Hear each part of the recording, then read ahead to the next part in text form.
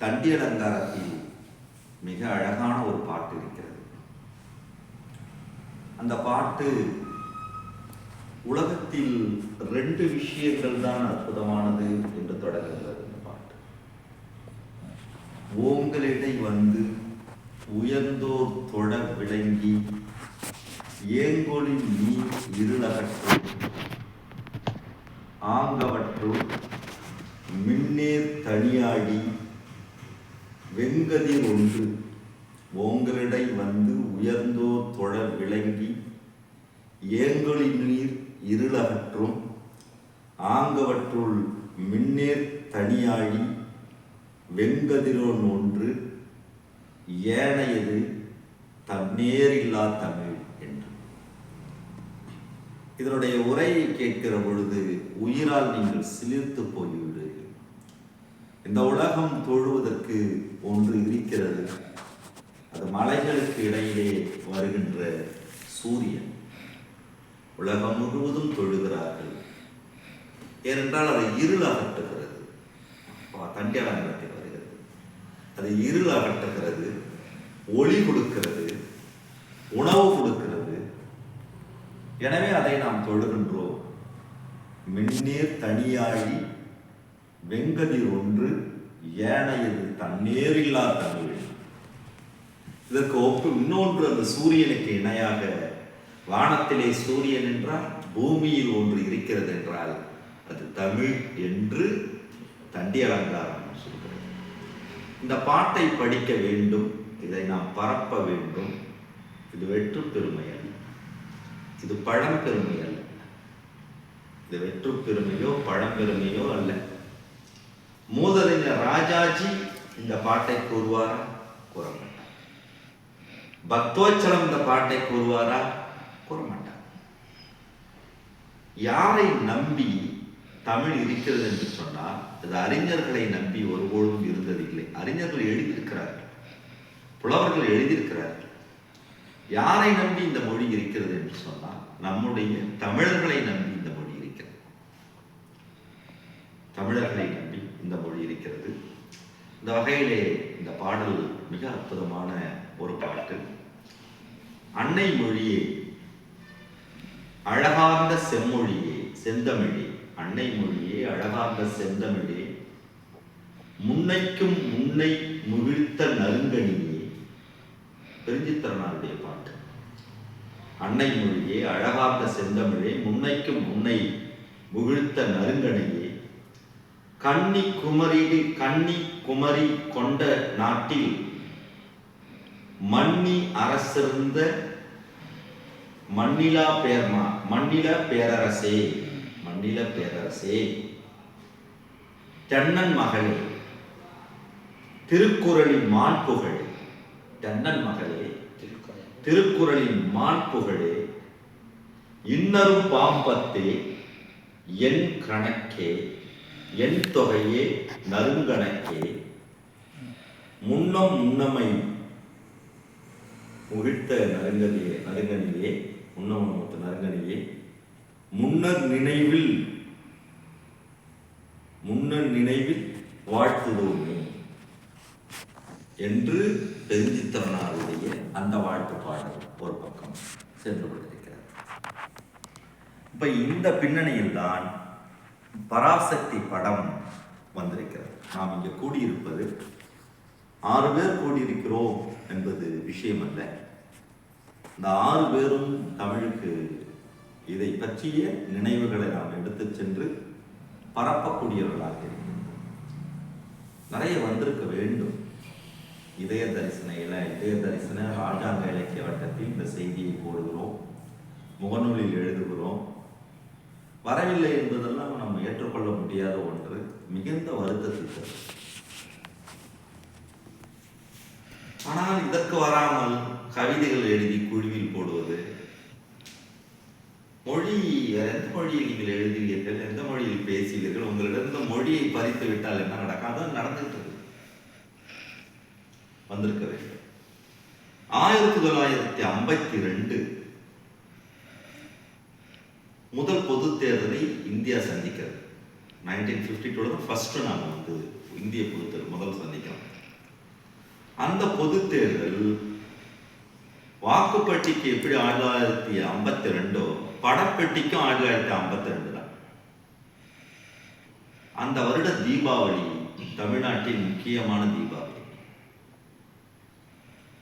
அந்த தீபாவளி அக்டோபர் 17ஆம் தேதி வருகிறது. 1952 அக்டோபர் 17ஆம் தேதி வருகிறது. என்னோட அப்பா 37 பிறந்தவர். 37 என்றால் அவரெல்லாம் 15 வயது இளைஞன். இந்த படம் வந்தது பராசக்தி 1952 அக்டோபர் 17ஆம் தேதி வருகிறது. வருவதற்கு முன்பு மிகப்பெரிய எதிர்ப்புகளை இது சந்திக்கிறது. பாவலர் பாலசுந்தரம் என்று அவர் எழுதிய ஒரு நாடகம் அது, கதை. அதற்குத்தான் கிருஷ்ணன் பஞ்சி இயக்குநர்களாக இருந்து திரைப்படத்தில் தீ பற்ற வைத்ததே ஒரு பஞ்சி இயக்கிய படத்தில்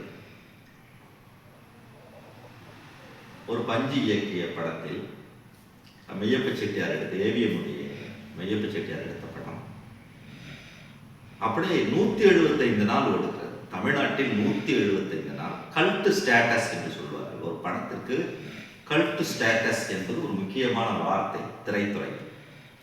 டைட்டானிக் எப்படி கல்ட் ஸ்டேட்டஸோ அதுபோன்று ஆங்கில படத்திற்கு ஹாலிவுட்டுக்கு கல்ட் ஸ்டேட்டஸ் டைட்டானிக் போன்ற படங்களாக இருந்தால், தமிழ் திரைப்படத்திற்கு கல்ட் ஸ்டேட்டஸை எது உருவாக்குகிறது என்றால் பராசக்தி உருவாக்குகிறது.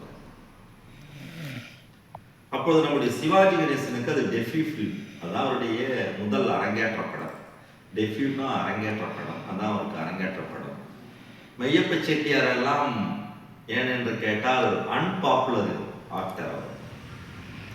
இவர் போட்டா சரி வராதுன்னு சொல்றாங்க. ஏன்னா கலைஞர்லாம் இல்லை, நீங்க அவர் போடுங்கன்னு சொல்றாங்க. கலைஞருடைய வசனங்கள் பறக்குது. எல்வி பிரசாத்தினுடைய கிராமபோன் ரெக்கார்டுகளில் ரெக்கார்டா வாங்கிட்டு போறாங்க. தெரு நுனியில் தெரு முனையில் இந்த கூத்தெல்லாம் ஆடுறாங்க இல்லைங்களா, அவங்களாம் காசு வாங்கணும்னா பராசக்தி வசனங்களை நீங்க மேடையில பேசுனது இருக்கட்டும், ஊர்ல 4 பேர் தன்னை கவனிக்கணும்னா உடனே பராசக்தி வசனங்களை தான் பேசுவாங்க. அந்த அளவுக்கு ஒரு வசனம் அப்படியே ஒரு நெருப்பு மாரி பார்த்து. அப்பொழுது ராஜாஜி முதலமைச்சராக இருக்கிறார். உடனடியாக இந்த படத்தை தடை செய்ய வேண்டும். இந்த பராசக்திக்கு ஏன் கவனம் குவிந்தது, இந்த பராசக்தி ஏன் பரபரப்பானது, இந்த பராசக்தி ஏன் நம்மளை இழுத்தது என்றால் அதை புரிந்து கொண்டால் தான் நமக்கு இதை புரிந்து கொள்ள முடியும். உடனே அந்த நேரத்தில் தான் ஏகப்பட்ட கட்ஸ் சென்சார் போர்டு போவாங்க. கிருஷ்ணன் பஞ்சி கலைஞர் எல்லாமே சென்சார் போர்டுக்கு போவாங்க. அப்ப ரொம்ப பார்க்கல ஆரம்பிச்சான். இப்ப வேற இடத்துல கலைஞர் எழுதியிருக்காரு. போன உடனே பார்த்தீங்கன்னா ஆண்டாள் எந்த காலத்துல பேசும், அம்பாள் எந்த காலத்துல பேசினா இது கடவுளை தாக்குவது போல இல்லை, எடுக்க முடியாது. இதெல்லாம் உங்களுக்கு இல்லை, பிராமணை பார்ப்பனர்களை தாக்குகிறார், இந்து மதத்தை நீங்கள் தாக்குகிறீர்கள், பார்ப்பனர்களை தாக்குகிறீர்கள். இந்து நிறைய கட்ஸ் நிறைய தராங்க. அதுவும் அது 3வது மாடியும் 4வது மாடியா இருக்கும் அந்த தணிக்கைத்துறை அலுவலர். அப்ப கலைஞர் வந்து என்ன சொல்லியிருக்காரு, அடிக்கடி ஏறி இறங்கி போறதே எங்களுக்கு பெரிய தொல்லையா இருக்குன்னு சொல்லியிருக்காரு. கலைஞருக்கு கரெக்டா இப்போ வயசு என்னன்னு கேட்டீங்கன்னா 26-2 28 வயசு. 28 வயசுல அவ்வளவு முதிர்ச்சியான வசனங்கள் கொண்ட ஒரு திரைப்படம். போகும்போது அந்த அதிகாரி சொல்லியிருக்கிறார், திருப்பதி கோயிலுக்கு போறதுன்னு நினைச்சுக்கீங்க, எல்லாரும் ஏறி போறாங்கல்ல அவர்களுக்காக. கலைஞர் சிரிச்சுக்கிட்டே சொல்லியிருக்காரு, நீங்க சொன்னது ஒரு வகையில சரிதான் இல்லைங்க, பரவாயில்ல, நீங்க நாத்திகரா இருந்தாலும் என்ன புரிஞ்சுக்கிட்டீங்கன்னு சொல்லியிருக்காரு. கலைஞர் உடனே சிரிச்சுக்கிட்டே சொல்லியிருக்காரு, அங்க போனாலும் மொட்டை அடிக்கிறாங்க கட் பண்ணிடுறாங்க, இங்க போனாலும் மொட்டை அடிக்கிறதுக்கு கட் பண்ணி, அந்த வகையில் நீங்க சொன்னது சொல்லியிருக்காரு. அந்த அதிகாரியை சிரிச்சுட்டு இருக்கிறாரு, ரொம்ப ஃபேமஸ் ஆச்சு. அதுக்கு பிறகு இந்த படத்தை பரப்பிரமம் சொல்லிட்டு தினமணி கதையில கண்டிச்சு எழுதுறாங்க. படம் வந்தனால ஒரு 2 மணி நேரம் சரியா ஓடல படம். ஏன்னா வந்து விவாதம் அன்னைக்கு பத்திரிகைகளை வந்து மோசமான படம், கடவுளை எதிர்க்கிற படம் அப்படிங்கிறது. அதற்கு பிறகுதான் அந்த படம் வந்து இதாவது அந்த படம் சந்திச்ச மாதிரி தமிழ் சினிமாக்களில் இப்போ விஜயுடைய படம் ஜனநாயகம் தணிக்கைத்துறைக்கு போயிருக்கு. என்ன படம் இது? இது வரைக்கும் ஒரு படம் நீ எனக்கு மெசேஜில் ஒரு படம் எடுத்துருக்க, ஒரு படம் சொல்லியா, ஒரு படம் எடுத்திருக்கியா? அடிப்ப போதைப்ப நீ மட்டும் ஹீரோ. தணிக்கைத்துறை தடுக்குதுன்னா பராசக்தியை தடுக்குது, ஜனநாயகம் தடுக்குதுன்னா பத்தி எரிஞ்சாங்க. ஏன்டா தடுக்கிறான்னு கேட்டாங்க. இந்த வசனத்துக்கு உனக்கு என்னடா பிரச்சனை? ஓடினால் ஓடினால் வாழ்க்கையின் ஓரத்திற்கே ஓடினாள். இந்த வசனம் உனக்கு என்னடா பண்ணுதுன்னு கேட்டாங்க. கணவனை இழந்தவருக்கு இட்லி வைப்பு தான் தமிழ்நாட்டில் கிடைக்கின்ற தாசில் உத்தியோகம் என்று எழுதிய பொழுது அலறி போனார். அந்த விதவை கைம்பெண்களுடைய துயரத்தை வந்து பிரதிபலிக்கக்கூடிய வசனங்கள். கடற்கரை மத்த விலாசம் பராசக்தி சந்தித்த தடைகளை பற்றி 1000 பக்கங்கள் கொண்ட ஒரு புத்தகம் இருக்கு. ஒரு படம், ஒரே ஒரு படம். இப்ப இந்த பின்னணியோடு தான் சுதா கொங்காரா எடுத்த இந்த படம். சுதா கொங்காரா வந்து மணிரத்னத்துக்கிட்ட அசிஸ்டண்டா அவங்கள்ட்ட கற்று ஸ்கூல் ஆஃப் சினிமான்னு கேட்டிங்கன்னா மணிரத்னத்தினுடைய ஸ்கூல் ஆஃப் சினிமா. இங்கே ஒரு ஸ்கூல் இருக்காங்க. பாலுமகேந்திரா ஸ்கூல்ல இருந்து வர்றவங்க வேற மாதிரி எடுப்பாங்க. மணிரத்னம் வந்து அதாவது வந்து ஒரு கொலாசல் டேமேஜ் ஏற்படுத்திட்டார் திராவிடியன் மூவ்மெண்ட்டுக்கு, திராவிட இயக்கத்துக்கு. அவருடைய இருவர் படம் மிக ஆபத்தான தவறான ஒரு படம். அதை எதிர்த்து இருவர் படம் வந்த பொழுது அப்போது அருவிமதி அண்ணன் டி நகர் அபிபுல்லா சாலையில் இருந்தார். அவருக்கு அப்பயே இப்போ மாதிரி அப்பையும் பணத்துக்கு மிகவும் சிரமப்படுவார். அவருக்கு ஏதோ ஒரு 5000 ரூபாய் பணம் கிடைத்தது. அந்த பணத்தை வைத்து ஒரு 20 பக்கம் ஒரு புத்தகம் எழுதினார். இருவர் படத்தில் இருக்கின்ற வன்மமும் நச்சும் அப்படின்னு ஒரு புத்தகம் ஒன்று வெளியிட்டார். அந்த புத்தகம் கையெழுத்து பிரதியாக இருக்கும்போதே அபிபுல்லா சாலையில் நான் பார்த்தேன். அப்புறம் அந்த புத்தகம் வந்தது. அவங்கள்ட்ட கற்றுக்க மணிரத்னம் ஸ்கூல், மணிரத்னத்தினுடைய சினிமா டெக்னிக் வேறு, அதில் வேறு. நான் ரொம்ப அவருடைய சினிமா டெக்னிக்ஸில் வந்து ரொம்ப நான் admire.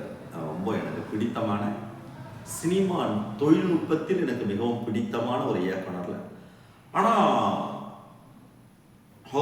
how can we learn from the politics of cinema from Mani Ratnam?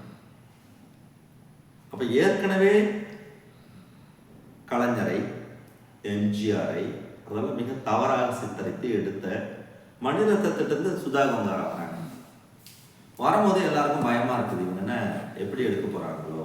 ஏற்கனவே அவங்க வந்து ஒரு சாதாரண ஒருத்தர் வந்து எப்படி விமானத்துறையில் வந்தாருன்றது சூரரை போட்டு, அப்புறம் வந்து இறுதி சுற்றுன்னு ஒரு படம் வந்துதான் வந்து. அப்போ சுதா கொங்காரா எடுக்க போறாங்கன்னு சொன்ன உடனே சிவகார்த்திகேயனுக்கு ஏற்கனவே அமரன் அந்த படம் வந்து ஒரு ஹைப் கொடுத்துருக்குது அவருக்கு. அப்புறம் இது எடுக்க போறாருன்னு உடனே சரி கவனிக்கலாம், எல்லாருமே இந்த படத்தை கவனிக்கலான்னு எல்லாருமே கவனிக்கணும். முதல்ல ஒரு மிகப்பெரிய அச்ச உணர்வு இருந்தது, இந்த படத்தை என்ன பண்ணிக்க போறாங்க.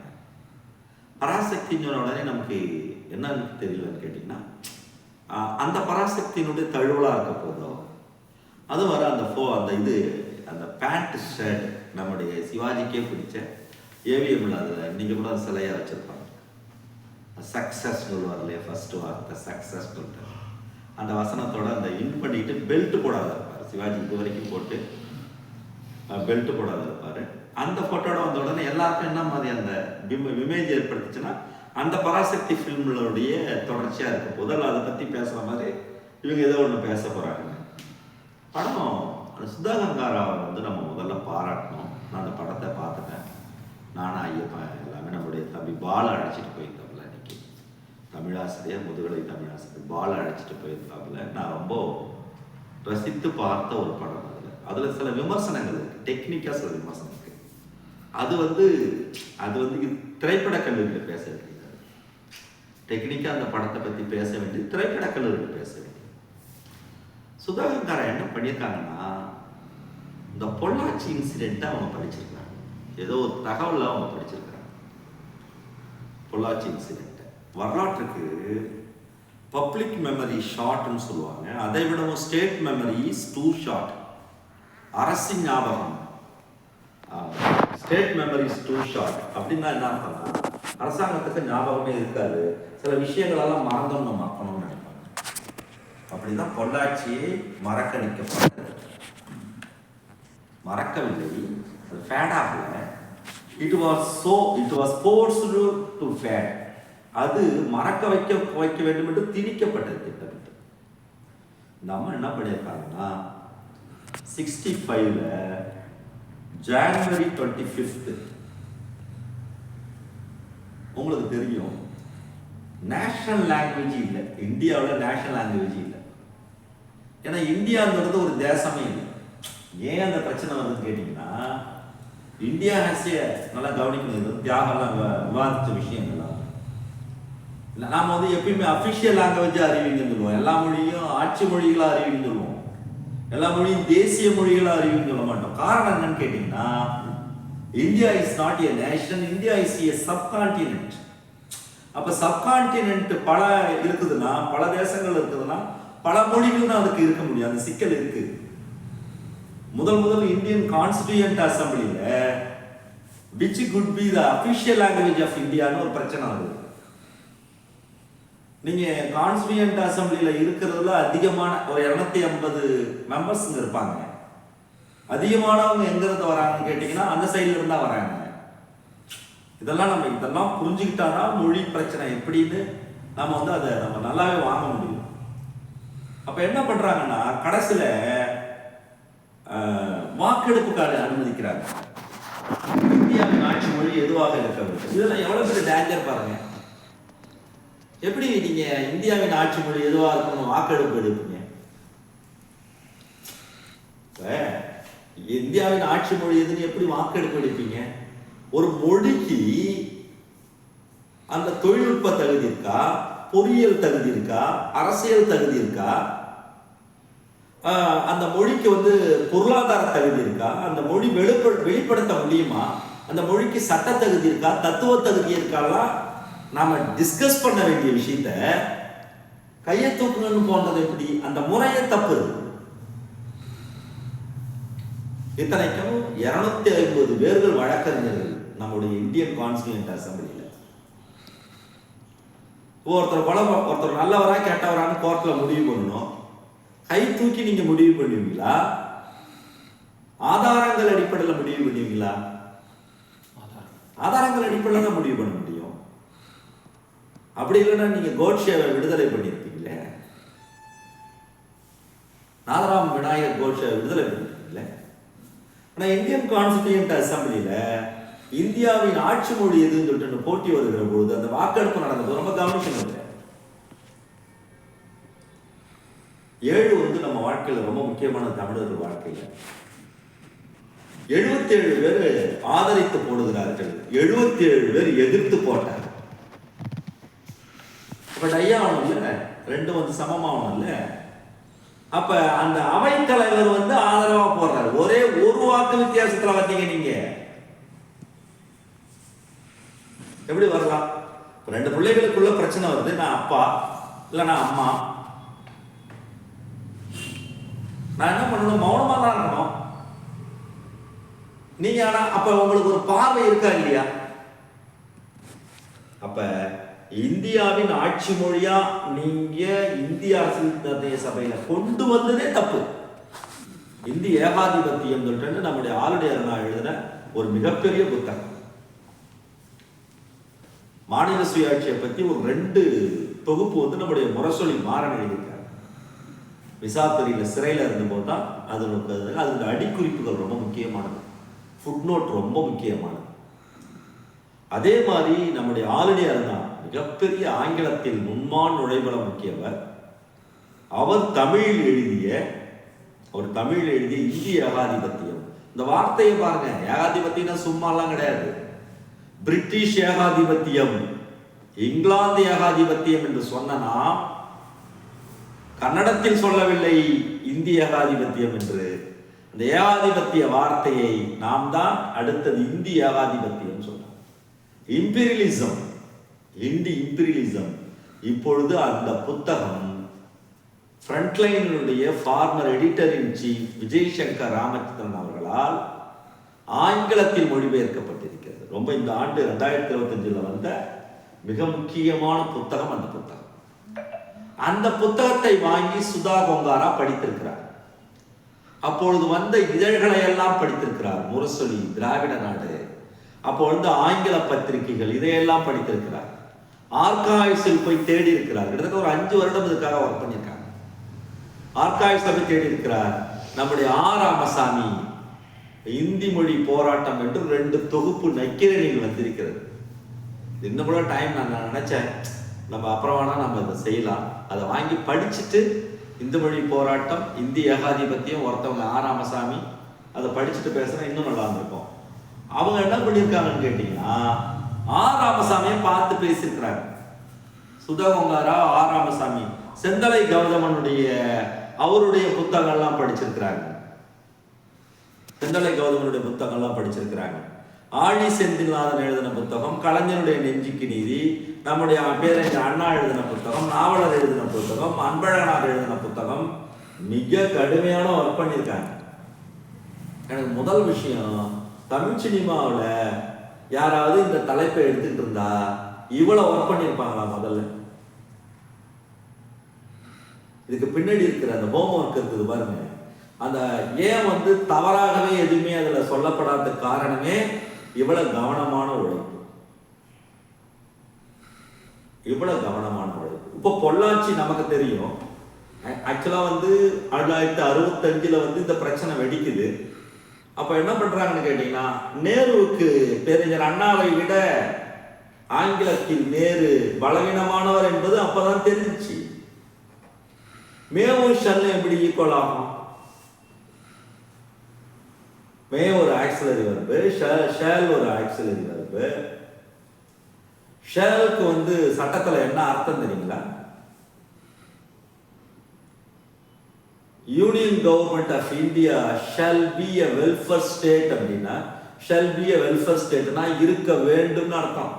ஷால் அங்க மஸ்ட் அர்த்தங்க சட்டத்துல. ரொம்ப கவனமான இடங்கள் இதெல்லாமே. ஷால் அது மே பாசிபிலிட்டி மிக குறைவானது. ஆனா ஷால் அப்படி கிடையாது. In addition to Hindi, English may be a official language. இந்த குல்சாரி லால் நந்தா அப்போது இருந்தா நேரு வாக்குறுதி கொடுக்கிறார். அப்ப நம்ம அண்ணா கேட்டா மே சரி வராது, அமெண்ட்மெண்ட்ல ஷால் போடுங்கன்னாரு. இல்ல மேவும் ஷாலும் ஒண்ணுதான் என்று வாதாடுனாங்களா அண்ணாட்ட? உங்களால் அண்ணாவிடம் வாதாடி ஜெயிக்க முடியுமா? ஏன்னா பார்லமெண்ட்ல அது நடந்தது. இந்த காலத்து இளைஞர்களுக்கு அண்ணா பேசியதை நீங்கள் ஆங்கிலத்தில் சொன்னால் 11வது படிக்கிற பசங்க ரொம்ப பிடிக்கும். அவங்களுக்கு சொல்றதுக்கு ஆள் இல்லை. என்ன சொல்றீங்க? சொல்றதுக்கு ஆள் கிடையாது. அண்ணா கொலம்பியா பல்கலைக்கழகத்துக்கு சென்ற பொழுதுதான் அவர் இடத்துல கேட்டார்கள். கொலம்பியா யூனிவர்சிட்டியில கேட்டார். அப்போது ஹிந்து ராம் கொலம்பியாவில் படித்துக் கொண்டிருந்தார். நியூயார்க்கிலே கொலம்பியா யூனிவர்சிட்டியிலே ஹிந்து ராம் படித்துக் கொண்டிருந்தார். அப்பொழுதுதான் அண்ணா பேச போகிறார். அண்ணாவிற்கு ஹிந்து ராம் அண்ணாமலை பல்கலைக்கழகத்துக்கு சென்ற போது அவருக்கு உதவியாளராக இருந்தவர் அண்ணன் அவர்கள்.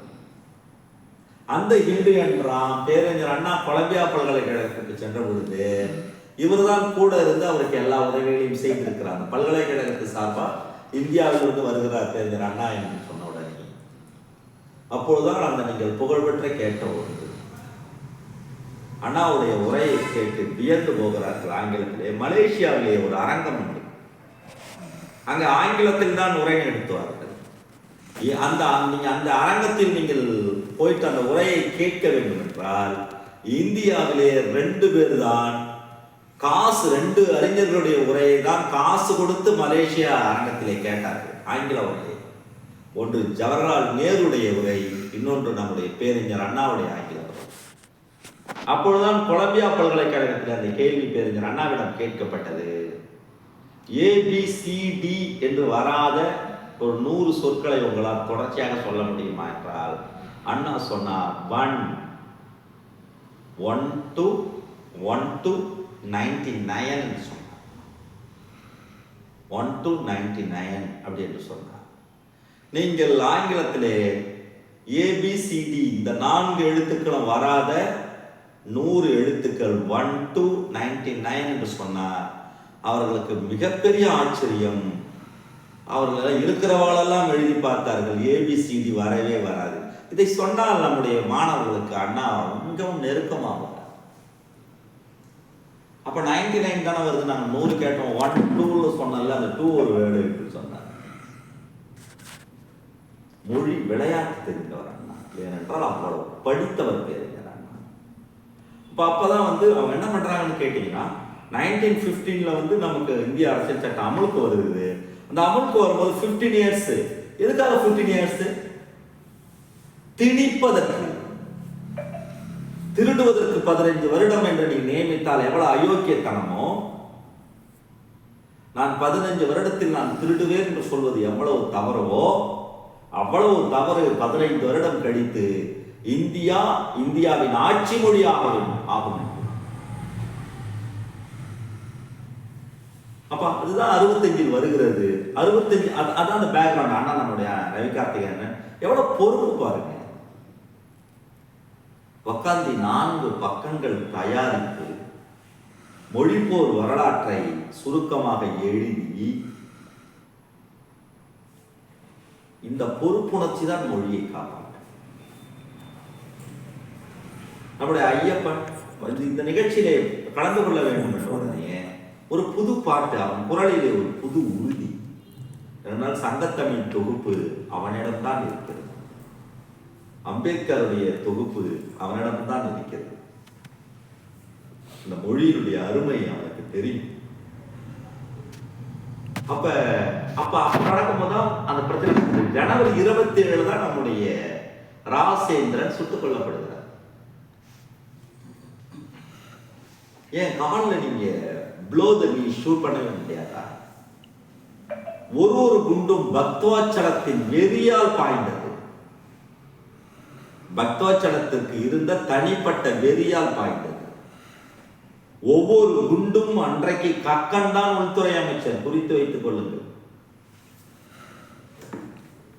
தலித் சமூகத்தினுடைய மிகப்பெரிய தலைவர்களில் ஒருவரான கக்கன்தான் அன்றைக்கு உள்துறை அமைச்சர்.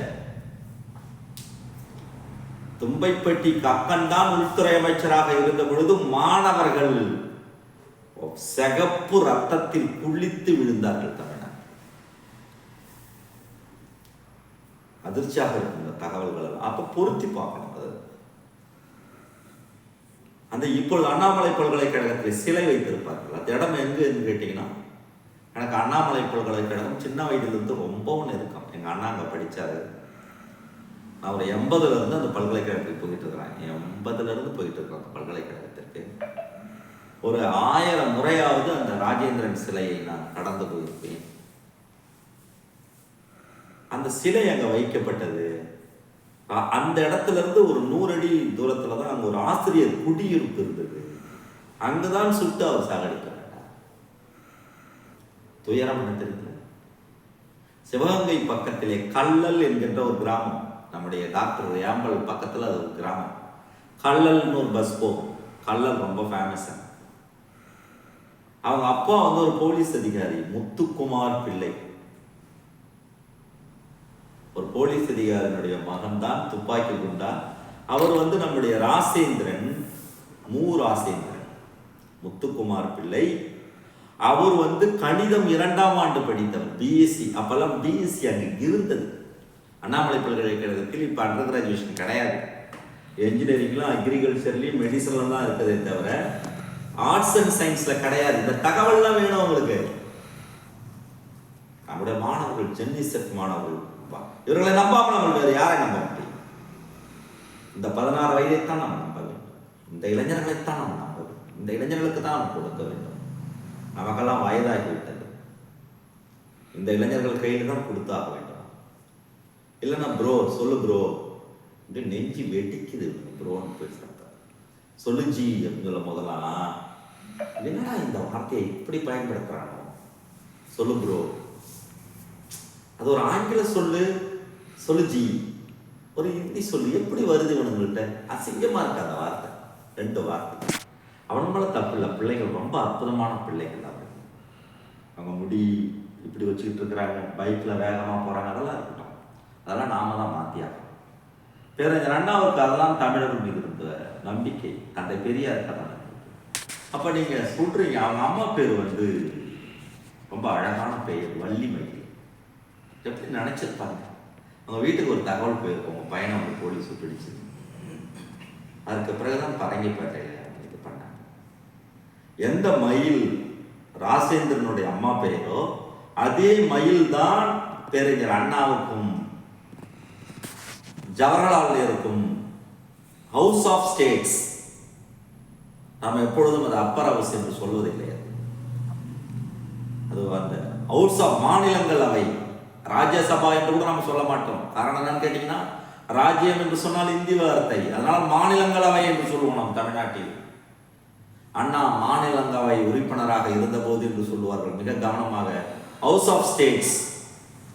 அந்த ஹவுஸ் ஆஃப் ஸ்டேட்ஸிலே ஏன் நீங்கள் இந்தியை திணிக்கிறீர்கள் என்று அண்ணா கேட்ட பொழுது, why do you impose Hindi என்று கேட்ட பொழுது, as it's a language speaking by the majority people of India என்ற பொழுது, then let crow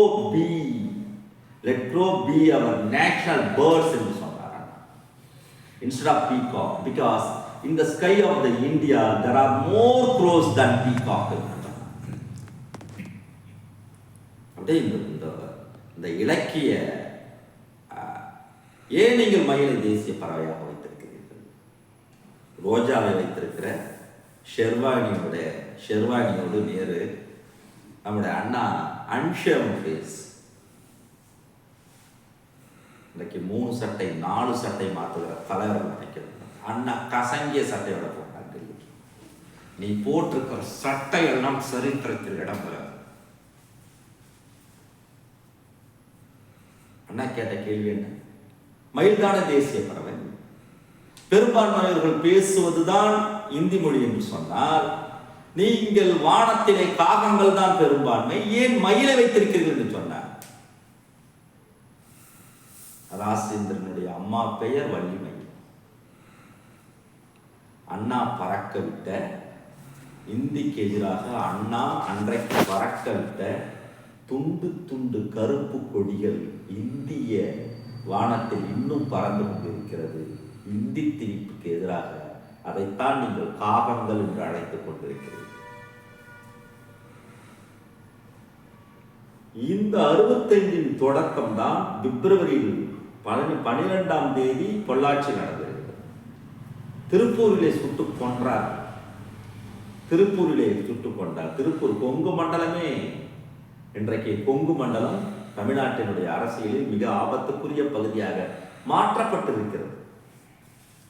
திராவிட இயக்கத்திற்கு ஒரு காலத்திலே மிகப்பெரிய அடித்தளமாக இருந்த பகுதி கொங்கு மண்டலம் நெருப்பாக வெடித்தது. திருப்பூர், பல்லடம், எஸ்விஆர் எல்லாம் பல்லடம், அவங்க எல்லாமே திருப்பூர், பல்லடம், கரூர், கோவை, பொள்ளாச்சி. அதனால தான் அந்த பகுதியில் இவ்வளவு பெரிய போராட்டங்கள் நடக்குது, எல்லாமே நடக்குது. அவ்வளவு பெரிய போராட்டங்கள் நடக்குது. அதனுடைய பகுதி தான் பிப்ரவரி 12ஆம் தேதி. என்ன நடந்தது? காவல்துறை அதிகாரிகள் கொல்லப்பட்டார்கள்.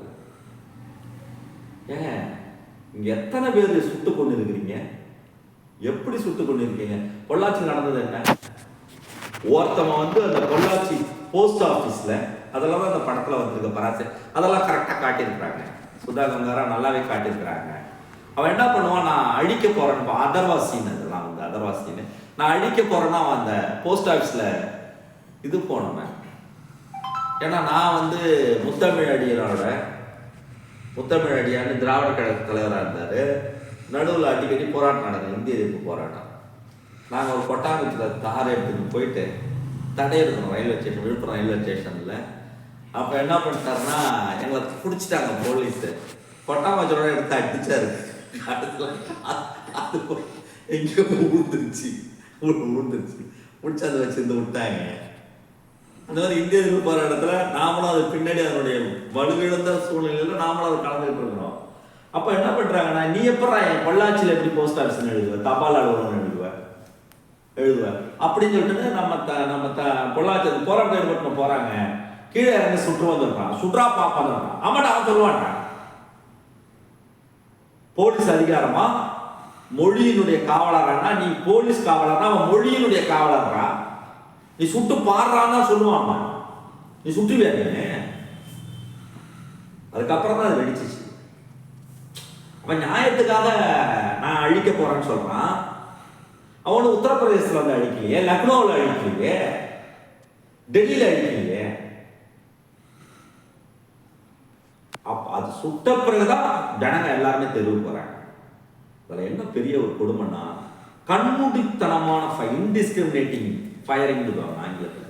இன்டிஸ்கிரிமினேட்டிங் ஃபயர்னா என்னன்னு கேட்டீங்கன்னா, யாரு எவன்னு பார்க்கறது இல்லை, எங்க சுடுறதுன்னு பார்க்கறது இல்லை, அவிழ்த்து விடுறது, எவனை வேணாலும் போடுறான்னு சொல்றது. அப்படி போட்டாங்க பாருங்க. ஒரு வயதானவர் மேல ஒரு 4 வயசு குழந்தைய ஷூட் பண்ணாங்க. 4 வயசு குழந்தைய. நம்ம தூத்துக்குடியினுடைய 20 மடங்கு. அது தூத்துக்குடியினுடைய கிட்டத்தட்ட 20 மடங்கு, 20 தூத்துக்குடி. ஒரு 4 வயசு குழந்தை, அந்த ஷூட் பண்ண ராணுவத்தில் இருந்த ஒரு தமிழ் ராணுவ வீரன் அந்த குழந்தைய தூக்கி வச்சுனா அழறான். ஐயோ ஐயோன்னு சொல்லிட்டு. இதெல்லாம் அதிகப்படுத்துது. இன்னொரு தகவல் என்னன்னு கேட்டீங்கன்னா, நேரடியா சுடுறாங்க. ஒரு வயதானவரை சுட்டு அந்த புல்லட் வெளியே போயிட்டு ஒரு 10 வயது இளைஞனை, சிறுவனை சுட்டு சாகடித்தது. இது எல்லாமே அன்றைக்கு வந்த பத்திரிகைகளில் இருக்கிறது. இன்னைக்கு என்ன சொல்றாங்க, இந்த படம் வந்த உடனே சிவகார்த்திகேயன் எவ்வளவு சம்பாதித்தார் இருக்கட்டும், எடுத்த நிறுவனம் எவ்வளவு அதெல்லாம் இருக்கட்டும். ஆனா இன்னைக்கு ஒரு விவாதம் வந்திருக்குது. இவங்க சொல்ற மாதிரி 500 பேர்லாம் சாவலைங்க, அதிகாரப்பூர்வமாவே ஒரு 70 பேர் இருக்கும் பொள்ளாச்சியில சொன்னது. என்னடா பக்தவச்சலத்தினுடைய நீச்சியாடாது ராஸ்கல். 70 பேர்னா என்ன நினைச்சிட்டு இருக்கிறீங்க? என்ன நினைச்சிட்டு இருக்கிறீங்க? 70 பேரு. ஆனா கிட்டத்தட்ட நம்முடைய கணக்கு, நம்முடைய தலைவர்கள் சொல்கின்ற கணக்கு, அதுல கலந்துகள் சொன்ன கணக்கு பார்த்தீங்கன்னா 200 பேருக்கு மேல இருக்கும். அந்த பொள்ளாச்சிக்கும் கோயம்புத்தூருக்கும் இடையில் இருக்கின்ற மதுக்கரை என்கின்ற இடத்தில் ராணுவ முகாம் இருக்கிறது. அந்த ராணுவ முகாமிலே வைத்து பல பேரை எரித்து சாம்பலாக்கி விட்டார்கள். இந்த விவாதங்கள், இந்த உரையாடல்கள் பராசக்தி திரைப்படம் வந்த பிறகு, இப்போ வந்த பிறகுதான் வந்திருக்கிறது. அதற்காக சுதா கொங்காராவுக்கு நாம் வாழ்த்துக்களை தெரிவிக்க வேண்டும். கொரோனா டைமில் 2 ஆபத்து இந்தியாவுக்கு வந்தது. ஒரு ஆபத்து போய்விட்டது, ஒரு ஆபத்து கொரோனாவை விட அப்படியாவே இருக்கிறது. அந்த கொரோனா தமிழர்களை மட்டுமே பாதிக்கக்கூடிய கொரோனா. 2019 தான் NEP அறிவிக்கப்படுகிறது, national education policy. National education பாலிசியினுடைய அடிப்படை என்ன? இந்தியை நீங்கள் ஏற்றுக்கொள்ள வேண்டும், 3 மொழியாக ஏற்றுக்கொள்ள வேண்டும். NEP national education policy. National education policy ஏற்றுக்கொள்ள முடியாது சொன்ன ஒரே மாநிலம் நாம மட்டும்தான். குறித்து வைத்துக் கொள்ளுங்கள், நாம மட்டும். தண்ணீர் இல்லாத தமிழ் என்று தண்டி அலங்காரம் சொன்னதல்லவா, உனக்கு ஒப்பிடே இல்லாத தமிழ் என்று. அந்த தமிழ் தண்ணீர் இல்லாத தமிழ், ஒப்பிடே இல்லாத தமிழ், தமிழ் தண்ணீர் இல்லாத தமிழ். ஏனென்றால் வெஸ்ட் பெங்காலில் அவங்க தனி எதிர்த்தாங்க. நாம ஒன்றுதான் ஒரு குழு போட்டு ஸ்டேட் எஜுகேஷன் பாலிசின்னு ஒரு பாலிசி நோட்டை கொடுத்திருக்கிறோம். தமிழ்நாடு அரசு, நம்முடைய திராவிட மாடல் அரசு, அண்ணன் முதல்வர் மு.க. ஸ்டாலின் அவர்கள் ஒரு குழு அமைத்து, அந்த குழுவிலே விவாதங்களை ஸ்டேக் ஹோல்டர்ஸ் எல்லாம் பேசி அந்த கருத்தை வாங்கி, தமிழ்நாடு இருமொழி கொள்கையைத்தான் பின்பற்றும், உங்களை NEP-யை பின்பற்றாங்க. அதுக்கப்புறம் தான் 3000 கோடி தராமல் தடுக்கிற. 3000 கோடி எங்களுக்கு வர வேண்டியது, நாங்கள் NEP-யை ஏற்றுக்கொள்ளவில்லை என்பதனால் நீங்கள் தடுத்து நிறுத்தப்பட்டது. இந்தியை 3வது மொழியாக நாங்கள் ஏற்றுக்கொள்ளவில்லை என்பதனால் தடுத்து நிறுத்தப்பட்டது. இதை எப்படி பார்க்கிறது? அப்ப இதுல என்னன்னு கேட்டீங்கன்னா, நான் ஒரு மொழி ஆசிரியரா மொழியியல் படித்தவன். நான் வந்து லிங்குஸ்டிக்ஸ் படித்தவன். தமிழ் படிக்கிறது ஒரு மொழி படிக்கிறது, ஆங்கிலம் படிக்கிறது ஒரு மொழி படிக்கிறது. ஸ்டடி ஆஃப் சயின்ஸ் ஆஃப் லாங்குவேஜ்னு ஒன்று இருக்கு, மொழிகளின் அறிவியல்னு ஒன்று இருக்கு. அதுதான் லிங்குஸ்டிக்ஸ். லிங்குஸ்டிக்ஸ் தான் பொதுவானது. லாங்குவேஜை விட மிக மிக பொதுவானது லிங்குஸ்டிக்ஸ். அது ரொம்ப நல்ல படிப்பது. நீங்க நோம் சாம்ஸ்கின்னு ஒருத்தர் கேள்விப்பட்டிருக்கலாம், ஃபெர்டினண்ட் சர்சூர்னு ஒருத்தவங்க கேள்விப்பட்டிருக்கலாம். அந்த லிங்குஸ்டிக்ஸ் படிக்கும் பொழுது உங்களுக்கு எந்த உணர்ச்சியும் இருக்காது, அறிவு மட்டும்தான் இருக்கும். எப்படின்னா, மொழியை உணர்ச்சியா பார்க்காம அறிவா பார்க்கணும். மொழியை அறிவா பார்க்கணும். சின்டாக்ஸ் அப்படின்னு சொன்னால் வாக்கியம் அமைப்பு. செமாண்டிக்ஸ் அப்படி என்றால் அர்த்தம் தருவது, பொருள் தருவது. சான்றாக வே என்கின்ற ஒரு எழுத்து, ஒரு சொல் ஒரு மொழி. நம்மளுக்கு தீ மாதிரி ஒரு எழுத்தா இருக்கும், ஆனா ஒரு வேர்டா இருக்கும். வேவுக்கு என்னன்னு அர்த்தம்? மறந்து போயிடுவோம். வே என்றால் செமாண்டிக்ஸ்ல படிக்கணும். வே என்றால் மறைத்தல் என்ற அர்த்தம். மரம் மறைத்து வைத்திருப்பதனால் வேர். உடலை மறைத்துக் கொள்வதனால் வேட்டி. கசப்பை வைத்திருப்பதனால் வேம்பு. கசப்பை வைத்திருப்பதனால் வேம்பு. உண்மையை மறைத்து வைப்பதனால் வேதம். வேங்கிறது ஒரு எழுத்து கிடையாது. வேதம்னு ஏன் அவன் சொல்றான்னு கேட்டீங்கன்னா, அதனாலதான் நம்ம ஆளுங்க வேதத்தை மொழிபெயர்க்கணும் என்னன்னு சொல்றாங்க, மறைன்னு மொழிபெயர்க்கிறாங்க. மறைக்கிறது எப்படி நல்லதா இருக்கும்? மறைக்கிறது எப்படி நல்லதா இருக்கும்?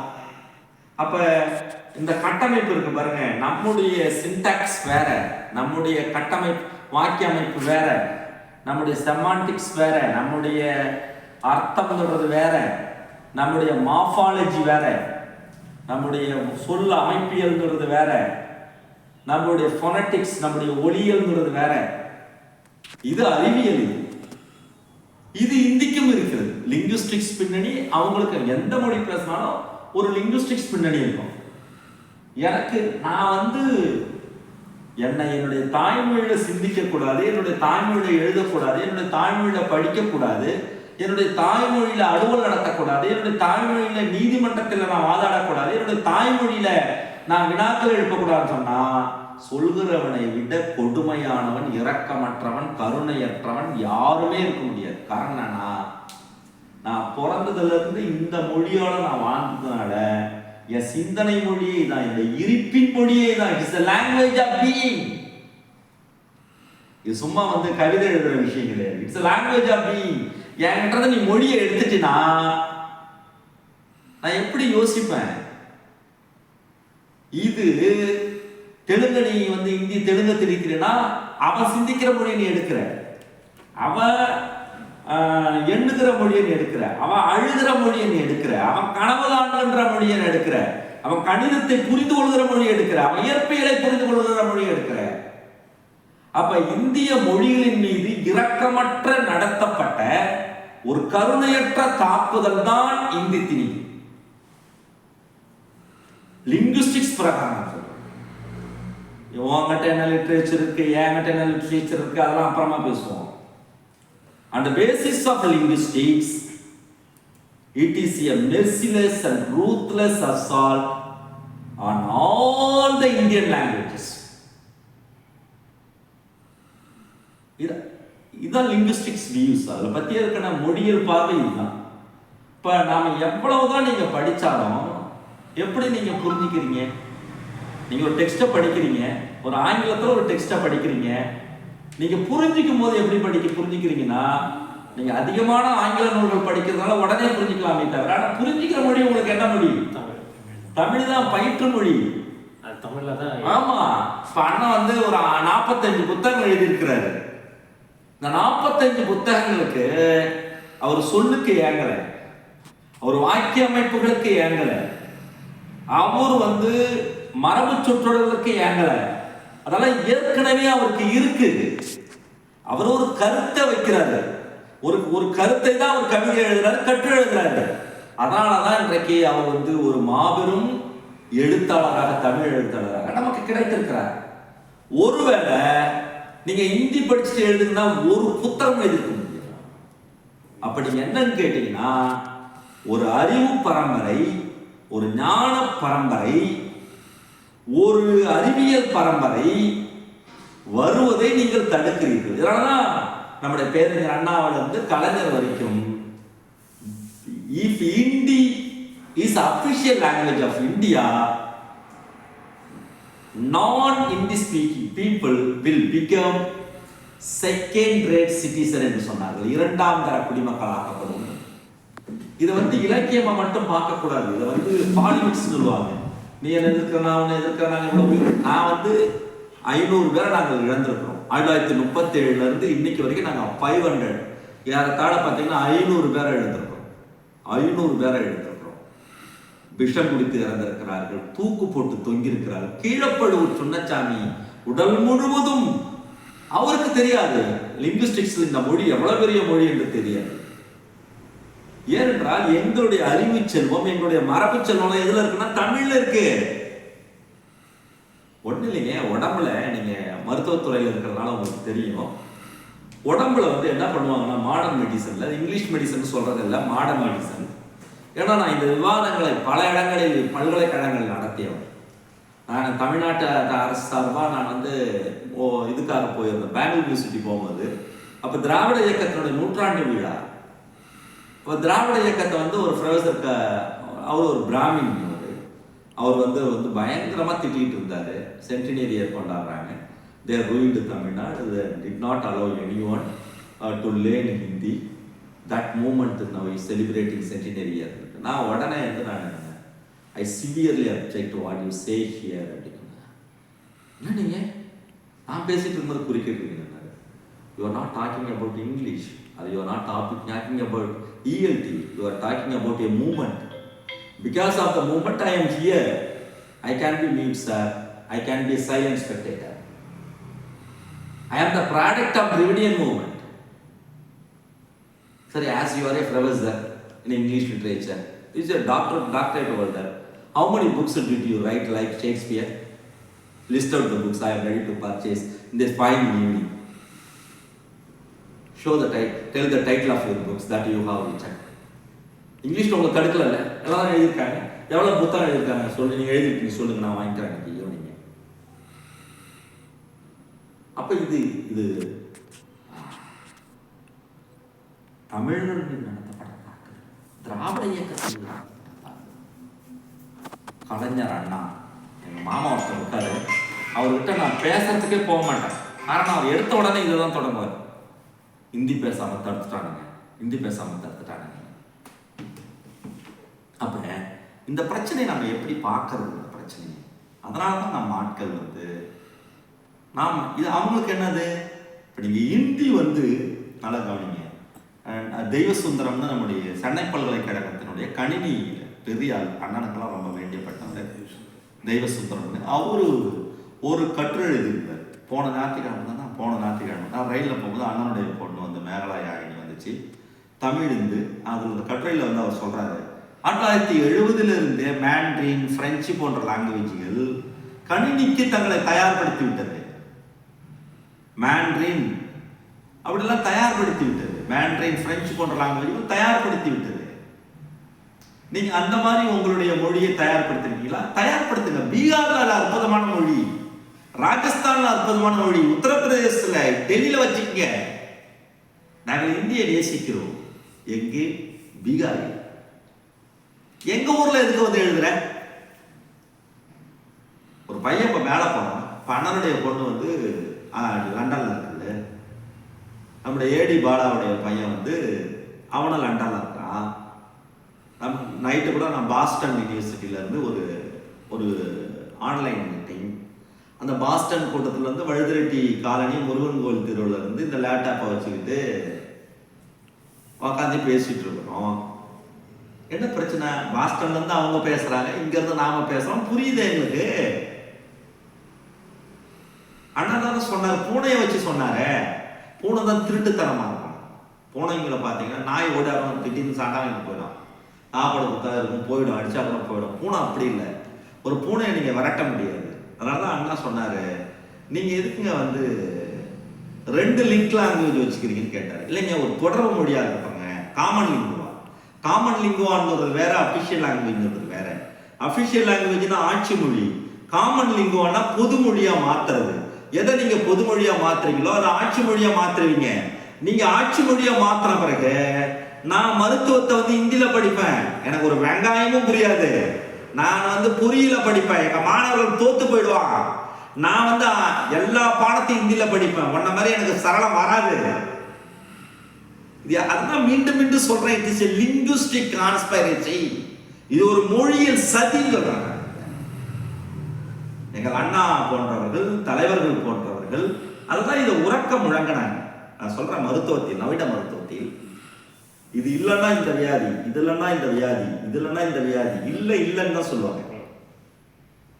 டிஃபரன்ஷியல் டயக்னோசிஸ் பேர் இருக்கு. Differential diagnosis. இது இல்லை இல்லைன்னு தான் சொல்லிட்டு வருவாங்க. இது இருக்கு இது இருக்குன்னு சொல்ல மாட்டாங்க. சார், இது இல்லை இல்லைன்னு சொல்லிட்டு வருவாங்க. இதை வந்து நம்ம திருமந்திரத்துல சொல்றாங்க. யோகத்தின் அடிப்படையில் திருமந்திரத்துல ஒரு பாட்டுல வருது, உடம்பார் அழியின் உயிரார் அழிவர்.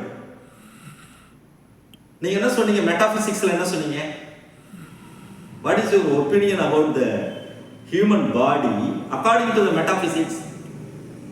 இது வந்து சதை, இது நாத்தங்களின் பள்ளம், இது சீழ்களின் ஓடை, இது அசிங்கங்களின் தொட்டி. எது? உடம்பு. கண்ணுல நம்ம பார்க்கிறோமே, இந்த கண்ணுல இப்ப நம்ம பார்க்கிறோம் இல்லைங்களா, இந்த கண்ணுல பார்க்கறதுக்கு ஒரு செல்லு இருக்கு. அந்த செல்லு வந்து கோன் செல்ஸ் பேர். அந்த கோன் செல்ஸ்ல 6 மில்லியன் இருக்கு. ரெட்டினாவில் 6 மில்லியன் இருக்கு. 60 லட்சம் செல்கள் இருக்கு. இந்த 60 லட்சம் செல்கள் 5 லட்சம் ஆண்டுகளா பரிணாம வளர்ச்சியில வளர்ந்து. இதை நீ சொல்லிடுவியா? நாத்திங் பள்ளம் சொல்லிட்டேன். ஆனா எங்கள் திருமூலர் சொல்கிறார், திருமந்திரத்தில் சொல்கிறார், உடம்பார் அழியின் உயிரார் அழிவர். உடம்பு போயிடுச்சுன்னா உயிர் போயிடுச்சு. உடம்பார் அழியின் உயிரார் அழிவர், திடம்படும் மெய்ஞானம் சேரவும் மாட்டார். உடம்பு போயிடுச்சுன்னா உயிர் போயிடும், அது பிறகு ஞானம் உனக்கு வராதுன்னு சொல்றான் மருத்துவம். உடம்பு இல்லைன்னா உயிர் இல்லை, உடம்பு சரியா இல்லைன்னா எதுவுமே திடம்படும் மெய்ஞானம் அடையவும் மாட்டார். உடம்பை வளர்க்கும் உபாயம் அறிந்தேன். உடம்பை வளர்க்கும் உபாயம் என்ன? இதை சாப்பிடணும், இதை சாப்பிடக்கூடாது, இதை குடிக்கணும், இதை குடிக்க கூடாது, இந்த பயிற்சியை பண்ணணும், இந்த பயிற்சியை பண்ணக்கூடாது. உடம்பை வளர்க்கும் உபாயம் அறிந்தேன், உடல் வளர்த்தேன், உயிர் வளர்த்தேனே. இந்த அறிவு இருக்குல்ல எனக்கு. நான் ஒரு வாரம், ஒரு 3 நாளா பாலா பேசிட்டு போனது, இதை நான் திருமந்திரத்தை எடுத்து படிச்சுட்டு இருக்கிறேன். இந்த அறிவு எனக்கு எங்க இருந்து வருது? ஏன் பேரறிஞர் அண்ணா வந்து திருமந்திரத்திலிருந்து, திருமூலத்திலிருந்து ஒன்றே குலம் ஒருவனே தேவன் சொன்னார். ஏடி பாலா, பிரசிடென்ட் ஆஃப் இந்தியா, சோழம்பட்டுங்க, நம்ம கள்ளக்குறிச்சி பக்கத்துல இருக்கிற ஒரு சோழம்பட்டு, இழைச்சு போன கிராமம். அது ஆர்டினரியான ஒருத்தவர், தாசப்பன் அம்சவேணியினுடைய மகன். சோழம்பட்டு நம்மளுக்கு தெரியும், நம்ம பழைய காம்போசிட் சவுத் ஆர்காடு ஒன்றுபட்ட தென்னார்காடு மாவட்டத்தில் கள்ளக்குறிச்சி சோழம்பட்டெல்லாம் எங்க இருக்குது? சாதாரணமா இருப்பாங்க. பச்சையப்பன் கல்லூரிக்கு வராரு, பிஏ படிக்கும் போது வரைக்கும் அவருக்கு ஆங்கிலம் தெரியாது. பிஏ எக்கனாமிக்ஸ் படிக்கிற வரைக்கும் சுயமா கத்துக்கிட்டு, தினமணி ராணுவ சம்பந்தத்தை அவருடைய வழிகாட்டலை கத்துக்கிட்டு, இந்தியன் எக்ஸ்பிரஸ் ரிப்போர்ட்டர் ஆகி, ஹிந்துல ஸ்டாஃப் ரிப்போர்ட்டர் ஆகிட்டு, டெல்லியில பிபிசிக்கு போயிட்டு, டெல்லியில இருந்து இப்போது பிரசிடென்ட் ஆஃப் இந்தியாவினுடைய எடிட்டர் இன் சீஃபா சென்னைக்கு வந்திருக்காரு. இது எல்லாமே என்ன சொல்றாங்க? தமிழ்ல படிச்சதுனாலதான் இது வாய்ப்பு வந்துருன்னு சொல்றாங்க. இதெல்லாம் புரிஞ்சு, அப்படி இதெல்லாம் இப்படிதான் ஒரு ஆள் வர முடியும். எப்படி நீங்க இது பண்றீங்க? மடுத்த வாயெல்லாம் பகடன்னான் சொல்றாரு. மடுத்த வாயெல்லாம் பகடன்னான், அப்படியே மடுத்த வாயெல்லாம் பகடன்னான், உற்ற இடைக்கண் இடர்பாடு உடைத்து. இந்த குரல் தான் ராமூர்த்தி எங்களுக்கு ரொம்ப பிடித்த குரல். என்ன சொல்றேன், இந்த குரல் சொல்றது இல்லை, மனப்பாடமா சொல்றது இல்லை, நிறைய தகவல் சொல்றதெல்லாம் இல்லை. இதெல்லாம் தயவு செஞ்சு விட்டுடுங்க. இந்த அறிவு இருக்குல்ல, திருமந்திரம் அறிவு இருக்குல்ல, 2000 ஆண்டு உடம்பை பத்தி அவன் சொன்ன அந்த அறிவு இருக்குல்ல, இது தமிழ்நாட்டுக்கு இல்ல இந்தியாவுக்கே நல்லதுன்னு சொல்றான். எய்ம்ஸ்ல எழுதி வைக்கலாங்க. நீ நல்ல இந்தியனா இருந்தா, நீ ஒழுங்கான இந்தியனா இருந்தனா, இந்திய நாட்டு மக்கள் ஆரோக்கியமாக இருக்க வேண்டும் என்று நினைத்தால் இது தமிழ்நாட்டுடைய திருமந்திரம் எழுதி வைப்பியா நீங்க? ஏன்னா எனக்கு 5000 ஆண்டு அறிவு பின்னணி எனக்கு இருக்கு, ஞான பின்னணி எனக்கு இருக்கு, கணித பின்னணி எனக்கு இருக்கு. என் மொழியை நீ ஒழிச்சிருவ, என் மொழியை நீ ஒழிச்சிருவ, நான் அதை விட்டுக்கிட்டு பார்த்தோம்னா சொல்றாங்கல்ல, நடுக்கல் அல்லாது நெல் உகுத்து பரவும் கடவுளும் இல்லை சொல்றான்ல. மாங்குடி கீழா எங்களுக்கு யாரா கடவுள்? மொழிக்காக செத்து போனால அந்த 500 பேரு, இவன் தாண்டா எங்க கடவுள். பீளமேடு தண்டமாடி தாண்டா எங்க கடவுள். நம்முடைய சிதம்பரம் ராசேந்திரன் தாண்டா எங்களுடைய கடவுள். எங்களுடைய நடராசன் தான் கடவுள், தாளமுத்து தான் கடவுள், மாங்குடி கிழா மாங்குடி கிழா அவங்க தான் கடவுள். அப்ப இது எங்க நீங்க அவன் சொன்னா, மடுத்த வாயெல்லாம் பாடனன் உற்ற, மடுத்த வாயெல்லாம் பாடனன் உற்ற இடுக்கன் இடர்பாடு உடைத்து. ரொம்ப கலைஞருக்கு மிகவும் பிடித்த குரல் இது. பாரத்தை இழுத்து கொண்டு எருது செல்கின்ற பொழுது வழியில் இருக்கின்ற உட்காருக்கா தொல்காய்ப்பாடு உட்கார, பாரத்தை இழுத்துக்கொண்டு கரடமுரடான பாதைகளில் எருது அந்த வண்டியை இழுத்துக் கொண்டு போகின்ற பொழுது பள்ளமாக இருக்கிறதே, மேடாக இருக்கிறதே என்று நினைக்காமல் முழுக்க தன்னுடைய ஆற்றலை எல்லாம் கொடுத்து அந்த பாரமுள்ள வண்டியை இழுத்து செல்கிறதே, அதுபோன்று வருகின்ற துன்பம் துயரத்தை எல்லாம் பொருட்படுத்தாமல் யார் மேற்கொண்டு செல்கிறானோ அவன் துன்பத்திற்கே துன்பத்தை தருவான். இதை ஒரு கிராமத்து பிள்ளைகிட்ட சொல்றோம்னு வச்சுக்க, கணக்கு எனக்கு வரலன்னு சொல்றான். மடுத்த வாயெல்லாம் பகடனன் உற்ற இடுக்கன் இடர்பாடு உடைத்தன்னு சொன்னா அவன் வாழ்நாள் முழுவதும் ஒரு தீப்பந்தமாக நின்றுவா காட்டும். அப்பா நான் அமெரிக்காவில் இருக்கிறப்பா எனக்கு புரிய மாட்டேங்குப்பா, அப்பா இந்த குரலை பிடிச்சிக்க சாமி. 4 விஷயத்த நீ கைவிட்டுடு, நீ வாழ்க்கையில நல்லா இருக்கலாம். அந்த 4 விஷயத்தை நீ வச்சுக்கிட்டீங்கன்னா செத்து போயிடுவ. நீ விளங்க மாட்ட, நீ ஒளி பெற மாட்டாய், நீ புகழ் பெற மாட்டாய், நீ வெற்றி அடைய மாட்டாய். அந்த 4 விஷயம் இருக்கு. வள்ளுவர் சொல்றாரு, நெடுநீர் மறவி மடிதுயில் 4ம் கெடுநீரார் காமக்கலன். கலன்னா வாகனம்னு அர்த்தம், காமம்னா விரும்பி ஏறுகின்ற வாகனம்னு அர்த்தம், காமக்கலன்னா விரும்பி ரொம்ப ரொம்ப விரும்பி ஏறுகிற வாகனம் அர்த்தம். ஆனா அந்த விரும்பி ஏறுகின்ற அந்த வாகனம் 4 அழிவை தந்து விடும் சொல்றாரு. அந்த 4 அழிவை மட்டும் பண்ணாதுன்னு சொல்றாரு. நெடுநீர்னா ஒத்தி வைக்காத, எதையும் ஒத்தி வைக்காத. நெடுநீர் ஒத்தி வைக்கலையே நம்முடைய முதல்வர் அண்ணன் மு.க. ஸ்டாலின் 3000 ரூபாயை கொடுத்தாரு. இந்த பொங்கலுக்கு தானே, நீங்க எந்த சக்கரை அளவையும் கேட்டு பாருங்க, இந்த பொங்கலுக்கு தான் தமிழ்நாட்டின் கரும்புகளில் சர்க்கரை அதிகமாக இருந்தது. ஏனென்றால் அக்கறையுள்ள ஒரு அரசால். நெடுநீர் மறவி, மறக்காத, மறந்துடக்கூடாது. நீங்க பேசிட்டு இருக்கும்போது ஞாபகத்துக்கு வரணும். அப்படின்னா பலமுறை இதை பாருங்க, எழுதி பார்த்தேன். நான் நைட்ல இருந்து உட்காந்து எழுதி பார்த்துட்டு இருந்தேன். வீட்டுல உட்காந்து எழுதி பார்த்தேன், மொபைல்ல எழுதி பார்த்தேன், எங்கேயாச்சும் தவறிடக்கூடாதுன்னு எழுதி பார்த்தேன். எழுதி பார்க்க நான் நினைச்சுக்கிட்டேன், 3000 வருஷம் இந்த எழுத்து ஒளியை நீங்க காட்டினீங்கல்ல. நெடுநீர் மறவி மடி, மடினா சோம்பல், துயில் தூக்கம். ஒருத்தவனுக்கு ஒத்தி வச்சானா, மறந்து போனான்னா, சோம்பல் இருந்துச்சுன்னா, ஏராளமான தூக்கம் இருந்துச்சுன்னா அவனை அழிச்சுருண்டா அந்த நாளும் சொல்றாரு. அதே மாதிரி என்ன சொல்றாரு, நெடும் புனலுள் முதலை வெல்லும் அடும் புனல் நீங்கியான் அதனை பெற. எவ்வளவு பெரிய வார்த்தை. இந்த இதோட நான் நிறுத்திக்கிறேன். என்ன தெரியுங்களா, இந்த குரல் சாதாரணமான குரல் இல்லை. தண்ணியில இருக்கும்போது முதலையை எதுவுமே வெல்ல முடியாது. வள்ளுவர் சொல்றார், தண்ணியில இருக்கும்போது முதல்ல எதுவுமே வர முடியாது. ஏன்னா அது இடம் போட்டு பிரிச்சு எடுத்துரும். 1000 யானை போனாலும் தூக்கி சாப்பிட்டோம் முதல்ல. ஏன்னா அது அதனுடைய இடம். நெடும்புணலுள் முதலை வெல்லும் அடும்புணல் நீங்கியான் அதனை பெற. அந்த அடும்புணல், அந்த தண்ணியை விட்டுட்டு முதல்ல வெளியில வந்துருச்சுன்னா ஒரு சின்ன எறும்பு கூட கடிச்சு போட்டிருந்தாங்க. நெடும்புணல் என்பது எங்களுக்கு தமிழ், நெடும்புணல் என்பது எங்களுக்கு தாய்மொழி. நீ எப்படியாவது வெளியே கொண்டு வந்து தமிழ்நாட்டையே அடித்து விட வேண்டும். சாதாரண விஷயம் இல்லை. நம்முடைய பேராசிரியர் அன்பழகனார் அவர்கள் இருக்கும்போது தான் ஒரு கூட்டத்தில் சொல்லி இந்த கவிதை ரொம்ப ஃபேமஸ். ரசூல் கம்சுதேவ் நேச்சர் போயட்ரி என்று இந்த ஒரு கவிதை. அவன் சொன்னான், if my award dies tomorrow, if my award dies tomorrow, I will die today என்று சொன்னான். என்னுடைய அவார் மொழி நாளை சாகம் என்றால் நான் இன்றே செத்து விடுவேன் என்று சொன்னான். எவ்வளவு பெரிய வார்த்தை. நம்ம மீண்டும் மீண்டும் சொல்றேங்க, நீங்க 16ஆம் நூற்றாண்டு மொழி இந்தி.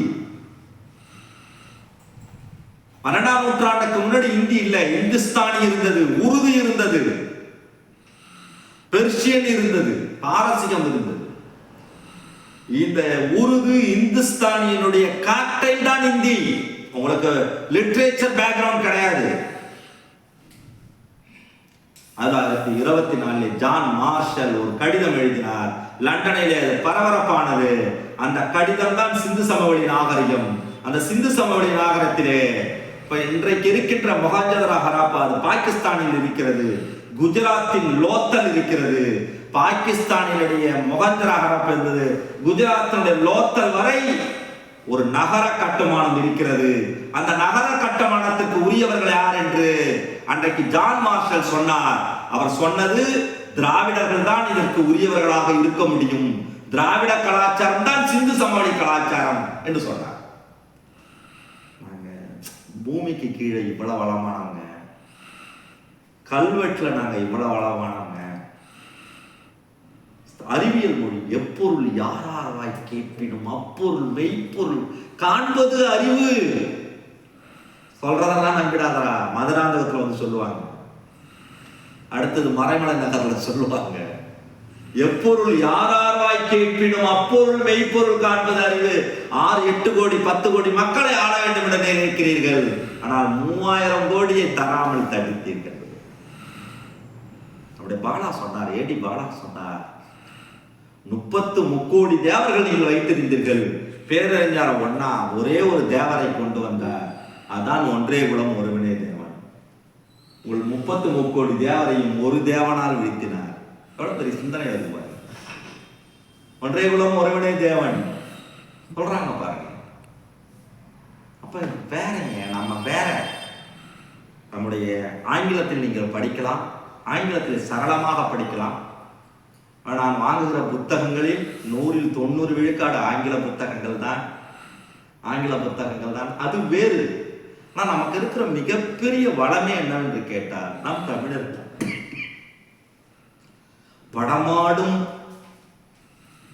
படமாடும் கோயிலுக்கு பகவருக்கு ஒன்று ஈயின், நடமாடும் கோயிலுக்கு நம்பருக்கு அது ஆகா. நீங்க கடவுளுக்கு ஒன்று செய்தால் மனிதனுக்கு போய் சேராது. படமாடும் கோயில் பகவனுக்கு ஒன்று ஈயின், நடமாடும் கோயில் நம்பருக்கு அது ஆகா. கேட்டேன், என்னடா படமாடும் கோயில் எழுதியிருக்கிறாங்கன்னு பார்த்தா சிற்பங்கள்லாம் வர்றதுக்கு முன்னாடி எழுதப்பட்டது. அப்போ படமாக சித்திரமாக தான் வரைஞ்சி வச்சிருந்தாங்க கோயில். அதனாலதான் படமாடும் கோயில்னு எழுதுறாங்க. படமாடும் கோயில் பகவருக்கு ஒன்று ஈயின், நடமாடும் கோயில் நம்பர்க்காக, நம்பர்னா மனிதன் அர்த்தம், நம்பர்க்காக, நடமாடும் கோயில் நம்பர்க்கு ஒன்று ஈயின், படமாடும் கோயில் பகவருக்கு அது ஆமே. மனிதனுக்கு கொடுத்தா கடவுளுக்கு போகும், ஆனா கடவுளுக்கு கொடுத்தா மனிதனுக்கு வராதுன்னு சொல்றாங்க. உண்டி என்பது கருப்பு உண்டியில் போடாது, வழியில் வருவார்கள் டீ குடிங்கன்னு கேட்பாங்க, அவங்களுக்கு கொடுங்கன்னு சொல்றாங்க. யாவர்க்குமாம் இறைவருக்கு ஒரு பச்சிலை. நாங்கதான் சொல்றோம், நாங்க மொழி, எங்கள் மொழி கடவுள் மறுப்பு மொழி இல்லை. நாங்கள் நாட்டார் தெய்வங்களை வணங்குகிற மொழி. பரமசிவன் சொல்றாரு, நாங்க ஏன் கடவுள்னு சொல்றதில்ல, நாங்களே ஏன் தெய்வம் என்று சொல்றோம். நாட்டார் கடவுள் சொல்லாத நாட்டார் தெய்வம்னு ஏன் சொல்றோம். பரமசிவன் சொல்றாரு, அது வரைக்கும் கோயிலுடைய ஆய்வுல என்ன பண்ணிருந்தீங்க, நீங்க சிற்பத்தை அறிஞர்கள் தெய்வங்களை அறிஞ்சிட்டு இருந்தீங்களே. அவர் தானே சமூக அரசியல் நிகழ்ச்சியா 18ஆம் படி கருப்புச்சாமிக்கு என்ன நடந்ததுன்னு பரமசிவன் எழுதின பிறகுதானே, அழகர் சாமி எழுதின பிறகுதானே எல்லாருக்கும் தெரியுது, அழகர் கோயில் எழுதினது தெரியுது. பின்னாடி ரொம்ப அதனாலதான் ரொம்ப அண்ணன் ரவி கார்த்திகேயன் அண்ணன் இதை ரொம்ப ஏற்பாடு பண்ணாங்க. அண்ணனுக்கு நான் மிகவும் சொல்லியிருக்கிறோம். யாவர்க்குமா இறைவர்க்கு ஒரு பச்சிலை, யாவர்க்குமா பசுவுக்கு ஒரு வாயுரை, எவ்வளோ அழகாக சொல்கிறாங்க. நீங்கள் தெய்வம்னு நீங்கள் கும்பிட போனீங்கன்னா மாலைலாம் வாங்கிட்டு போகாத. ஒரு பக்கத்தில் ஒரு செடி இருந்துச்சுன்னா, ஒரு இடம் இருந்துச்சுன்னா பறிச்சு அதில் போடும், அது போதும். யாவர்க்குமா பசுவுக்கு ஒரு வாயுரை. அந்த பசு நான் வெறி பிடிச்சவனா? இந்த பசு மாட்டுக்கறி சாப்பிட்டா வெட்டணும் சொல்ற இந்த வெறி பிடிச்சவனா? அப்போ யாவர்க்குமாம் பசுவுக்கு ஒரு வாயுரை, யாவர்க்குமாம் உண்ணும் போது ஒரு கைப்பிடி. அப்படி இதனால சொல்றோம், நீ சும்மா சாப்பிடாதான்னு சொல்றாங்க. ஒரு பிடி கொடுத்துட்டு சாப்பிடு. யாவர்க்குமாம் உண்ணும் போது ஒரு கைப்பிடி, யாவர்க்குமாம் பிறர்க்கு ஒரு இன்னுரை. எல்லாருக்கும் யாராச்சும் ஒரு நல்ல வார்த்தை சொல்லு, அது போதும். அப்ப இது என்ன நல்ல வார்த்தை? வேற ஒன்றும் இல்லை. நம்முடைய இந்த மொழிப்பூர்த்தி ஆய்வு நினைவு நாள் கூட்டத்தில் நாம் எடுக்க வேண்டிய ஒரு உறுதிமொழி என்னவென்றால், 2026 சரி 2031 வரை இந்த ஆட்சி நீடிக்க வேண்டும். இந்த ஆட்சி என்று சொன்னால் இதுவரை நாம் சேர்த்து வைத்திருந்த எல்லா பெருமைகளினுடைய, எல்லா விடிமியங்களுடைய, எல்லா அறிவியலினுடைய, எல்லா உழைப்பினுடைய ஆட்சி. இது திமுகவின் ஆட்சி இல்லை, இது திமுகவின் ஆட்சி இல்லை. இது 10 பாட்டு நம்ம சேர்த்து வச்சோம் இல்லைங்களா, அதனுடைய ஒரு ஆட்சி. அந்த வகையிலே நம்முடைய மொழிபெயர்ப்பியாளர்களுக்கு மீண்டும் ஒரு முறை வீர வணக்கத்தை தெரிவித்து, நம்முடைய மொழியில் சொல்லிக் கொண்டிருந்தார்கள் ஒரு ஆயுத எழுத்து என்று. ஒரு ஆயுத எழுத்து அல்ல, இறந்த போன்றவர்கள் எல்லாமே நமக்கு ஆயுத எழுத்துத்தான். அந்த ஆயுத எழுத்துக்களுக்கு தமிழால் வணங்கி விடைபெறுகிறது.